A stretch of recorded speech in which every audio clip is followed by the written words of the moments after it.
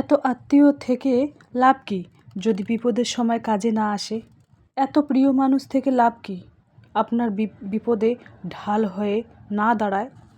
আগাছার মতো বেড়ে না উঠে একা একা বেড়ে উঠুন, দেখবেন অনেক গাছ আগাছার মতো বড় হয়, তারা কিন্তু দিন শেষে কাটা পড়ে যায়। সেই জন্য কখনোই আগাছার মতো বড় হবে না, একা একা বেড়ে ওঠার চেষ্টা করুন।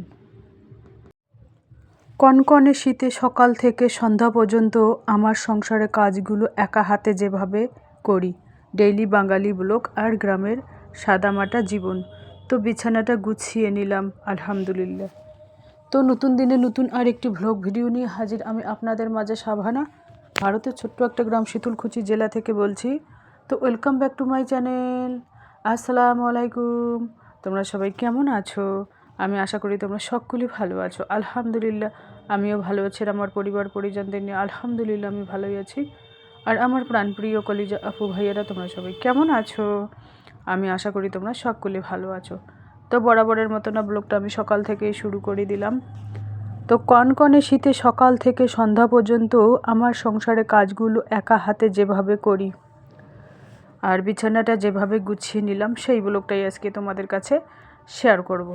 তো এই যে দেখুন বালিশ এখানে দেখতে পাচ্ছেন অনেকগুলো এখানে আছে, টোটাল 8টা বালিশ। আমার কিন্তু রাতে ঘুমানোর সময় যদি চারপাশে বালিশ না দেই তাহলে আমার ঘুম আসে না। কেন, কী কারণে আমি বালিশ দিই সেটাও তোমাদের কাছে বলছি। 2-3 দিন কিন্তু এমন হয়েছিল, ঘুমিয়েছিলাম তো পায়ের মধ্যে সুড়সুড়ি দেয়, হাতের মধ্যে সুড়সুড়ি দেয়, গায়ের মধ্যে সুড়সুড়ি দেয়। আমি কই মানে ঘুমের ঘোরে কই কী এমন লাগাইছে। তারপরে এরকম করতে করতে একবার দুইবার, এবার এরকম করতে করতে দেখি ছোট্ট একটা নেংটি ইঁদুর ঢুকেছে মশারির তলে। সেই দিন থেকে কান ধরেছি, বাপরে বাপ, আমি চারপাশে ওই বালিশ দিয়েই ঘুমাবো। তো হাজব্যান্ড বলে, মেয়ে বলে, ছেলে সবাই কিন্তু গালি দেয় আমাকে, বলে এতগুলো বালিশ তোমাকে কিসে লাগে, এতগুলো কম্বল তোমাকে কিসে লাগে। তো আমি বলছি কি এই কারণে আমি দেই, এরপর দ্বিতীয় দিন এই বিষয় নিয়ে কোনো আলোচনা হবে না। তো বলে কি ঠিক আছে। তো মানে এই যে দেখুন এবার আমি কম্বল দুটো গুছিয়ে নেব। এই কম্বল দুটো গোছানোর পর এই কম্বলের ভিতরে কিন্তু আমি ভাত রাখি। কিভাবে ভাত রাখি জানো? মানে লাল কম্বলটা ওইভাবে গুছিয়ে ছোট্ট বোলের মধ্যে একেবারে ঢাকন দিয়ে একটা ওড়না দিয়ে পেঁচিয়ে লাল কম্বলের ভিতরে রাখি। তারপরে এই ক্রিম কালারের কম্বলটা তার উপরে দেই, তারপরে বালিশের কভার দিয়ে একেবারে সকালে যদি এই ভাত রান্না করে একেবারে রাতে খাও তবু একেবারে ধোয়া ওটা ভাত পাবে। এটা বুদ্ধি আমার নানিমা দিয়েছে। তোমরাও চাইলে এরকম বুদ্ধি খাটাতে পারো, তাহলে কিছুটা হলেও কারেন্ট বিল বেঁচে যেতে পারে, গ্যাস বেঁচে যেতে পারে।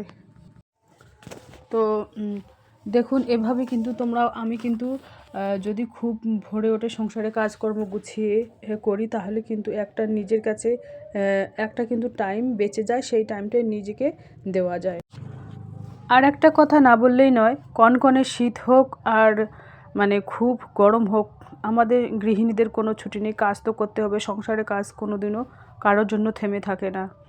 আমার যতটুকু কাজ আমি কিন্তু একাই করতে ভালোবাসি, আর একাই করলে কি হয় জানো, শরীরটা একেবারে নড়াচড়া হয়, আর নিজেকে কাজের মধ্যে ডুবিয়ে রাখলে কোনো বাজে টেনশন, বাজে চিন্তা কিন্তু মাথায় আসে না। আর যদি নিজেকে সবসময় ব্যস্ত রাখি তাহলে কিন্তু দিন রাত ভালোই কাটে। আর যদি ব্যস্ত না রাখি তাহলে অনেক টেনশন মাথার মধ্যে এসে বোঝা হয়ে দাঁড়ায়, তখন কিন্তু ভালোই লাগে না যে কি করব আর কি না করব।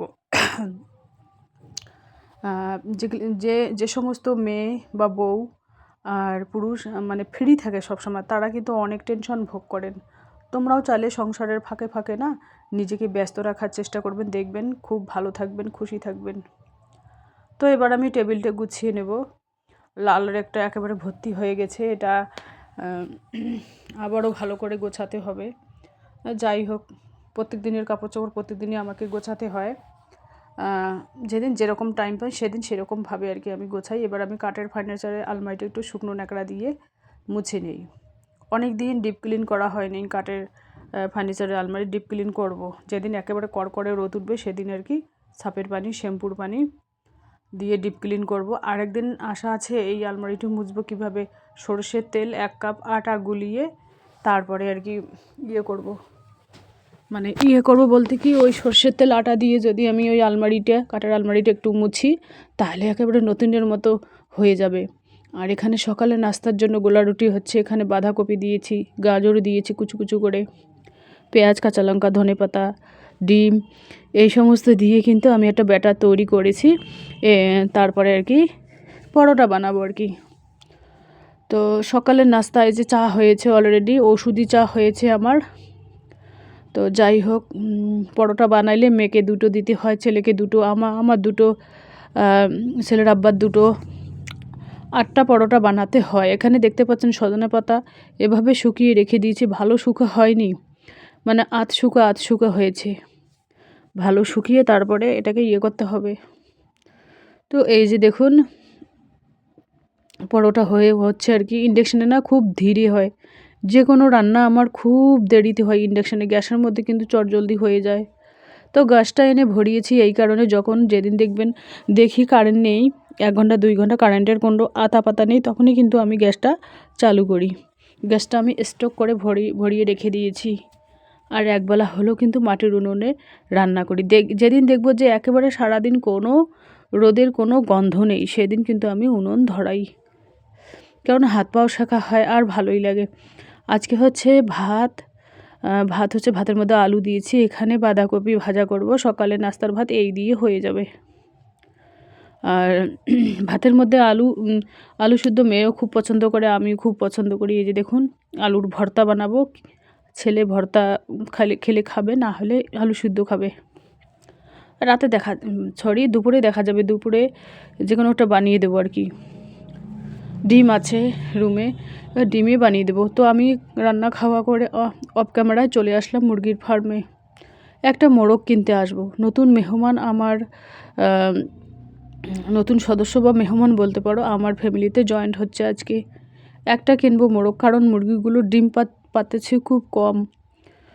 মোরগ একটা ছিল, এর আগে বিক্রি করে দিয়েছি। আর একটা আজকে লাল টুকটুকে আর কি মোরগ নেব মুরগির ফার্ম থেকে কিনে।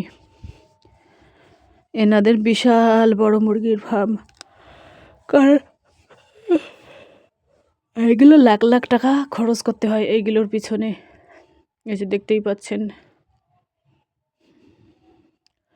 তো চলো আজকের ব্লগ এ পর্যন্তই। ততক্ষণ তোমরা সবাই সুস্থ থাকো, সাবধানে থাকো। টাটা, আল্লাহ হাফেজ। এই যে দেখুন দাদাটা মানে মুরগির খাবার দেয়, ইনি কিন্তু একাই দেখভাল করেন, দেখাশুনো করেন সারাদিন। এদের পিছনেই এনার আর কি লেগে যায়। মুরগির ডিম বিক্রি করে, কোনো সময় মোরগ বিক্রি করে। এই যে দেখুন এনার ওয়াইফ আবার চাকরি করে। এনার মেয়ে চাকরির জন্য আর কি পরীক্ষা দিতে গেছে 6 মাসের জন্য।